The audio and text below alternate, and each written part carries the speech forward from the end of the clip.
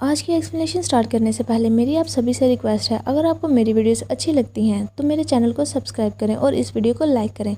तो चलिए बिना किसी देरी के चैप्टर को स्टार्ट करते हैं। इस चैप्टर की स्टार्ट वहीं से होती है जहां हमारा मरमन न्यान की नेक के करीब बढ़ा होता है और आगे बढ़ते हुए उसके नेक पर बाइट कर लेता है। बाइट करने की वजह से हमारे न्यान को काफ़ी ज़्यादा पेन फील होता है और वो काफ़ी ज़ोर से हमारे मरमन को पकड़ लेता है, जिस पर हमारा मरमन थोड़ा पीछे हटते हुए बोलता है, क्या तुम्हें पेन हो रही है? हमारे मरमन की ये बात सुनकर न्यान स्माइल करते हुए बोलता है, नहीं तो मुझे बिल्कुल भी पेन नहीं हो रही।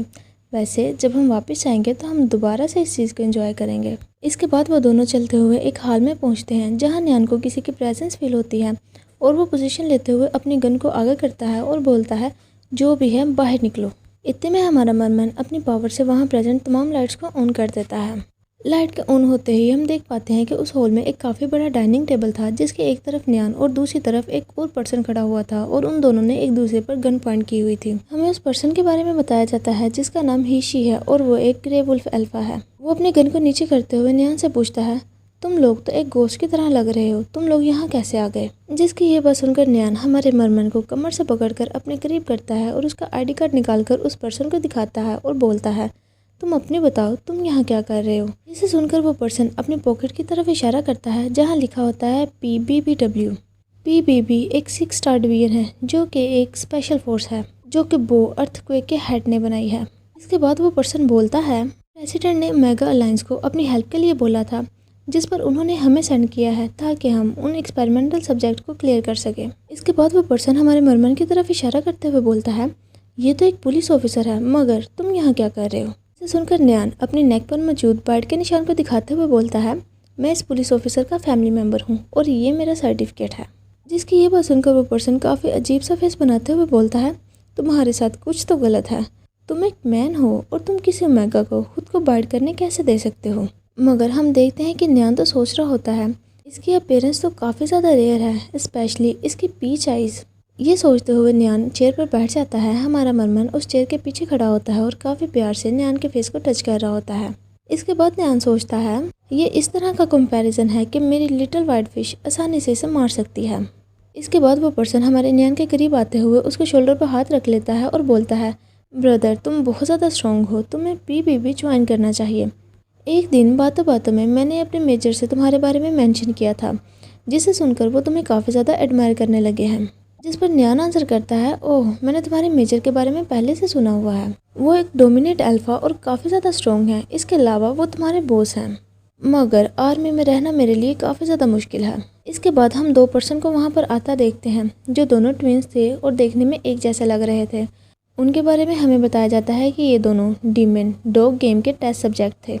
वो वहाँ आते हुए बोलते हैं, लीडर इस रूम में ईस्ट वॉल के अलावा बाकी तमाम वॉल्स पर एक एक डोर है। इसके बाद उसका दूसरा ट्विन ब्रदर बोलता है, देखने में तो वो बिल्कुल एक डोर की तरह है लेकिन वो ओपन नहीं हो रहे। उन डोर के ऊपर कोई भी की होल नहीं है और ना ही कोई ऐसा सिस्टम है जहां हम पासवर्ड को एंटर कर सकें।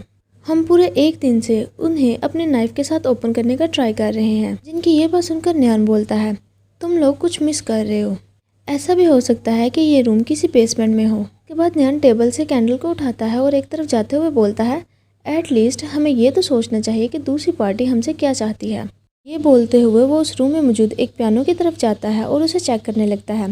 पियानो को चेक करने के बाद न्यान उसके सामने मौजूद टेबल को उठाने का ट्राई करता है, मगर टेबल तो अपनी जगह से हिलता ही नहीं। जिस पर न्यान बोलता है, मैं इसे उठा क्यों नहीं पा रहा। ये बोलने के बाद वो उस टेबल को भी चेक करने लगता है। इसके बाद वो ट्विंस कोई आवाज़ सुनते हैं और बोलते हैं, कोई तो डोर के बाहर है। मैंने अभी भी आवाज़ सुनी कि किसी ने वॉल के ऊपर नॉक किया है। इस डोर को ओपन करने का कोई ना कोई रास्ता तो ज़रूर होना चाहिए। इसके बाद वो न्यान को देखते हुए बोलते हैं, इस पियानो बेंच में कुछ भी नहीं है, मगर वो उसे ओपन करने के लिए इतनी ज़्यादा मेहनत क्यों कर रहा है। इसके बाद हमारा मरमन बोलता है, PSE क्या? उसे कुछ समझ नहीं लग रही होती।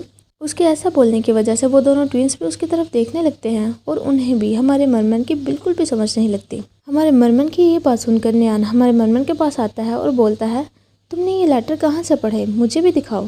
हम देखते हैं कि जिस टेबल पर वो बैठे हुए थे उस पर काफ़ी बड़ा बड़ा लिखा हुआ था 1 2 3, मगर हमारे मरमन को तो ये लग रहा था कि वहाँ PSE लिखा हुआ है। इसके बाद न्यान हमारे मरमन के सर पर हाथ रखते हुए बोलता है, बेबी क्या ये PSE है? क्या तुम्हें ये सब कुछ दो दो नज़र आ रहा है? जिसे सुनकर हमारा मरमन तो कुछ भी नहीं कहता और वो काफ़ी क्यूट वे में वहाँ बैठा होता है। अचानक से नियान के माइंड में कुछ आता है और वो बोलता है चलो इसे दूसरे एंगल से देखते हैं। इसके बाद वो कहता है मिरर, ये एक मिरर है। ऐसा बोलने के बाद वो टेबल पर पड़े कपड़े को खींचकर उतारने लगता है। जैसे ही वो कपड़ा टेबल के ऊपर से हटता है तो वो जलने लगता है, जिसे देखकर वो दोनों ट्विंस काफ़ी ज़्यादा घबराते हुए चिल्लाने लगते हैं टेबल क्लॉथ को आग लग चुकी है। इसके बाद अचानक से पियानो खुद ब खुद ही प्ले होने लगता है, जिसकी आवाज़ सुनकर उन सबका ध्यान उस पियानो की तरफ जाता है और वो उसे देखते हुए बोलते हैं ये पियानो बेंच ये भी अपनी जगह से हिल चुका है। इसके बाद फ्लोर पर मौजूद एक डोर ओपन होता है, जिसे ओपन होता देखकर हमारा मरमन और न्यान काफ़ी ज़्यादा क्यूरियोसिटी से उसके अंदर देखने लगते हैं। जिसे देखते हुए न्यान बोलता है ऐसा लगता है कि हम बहुत जल्द ही घर वापस जाने वाले हैं। जिसे सुनकर हमारा मरमन काफ़ी क्यूट वे में हाँ में सर हिलाता है।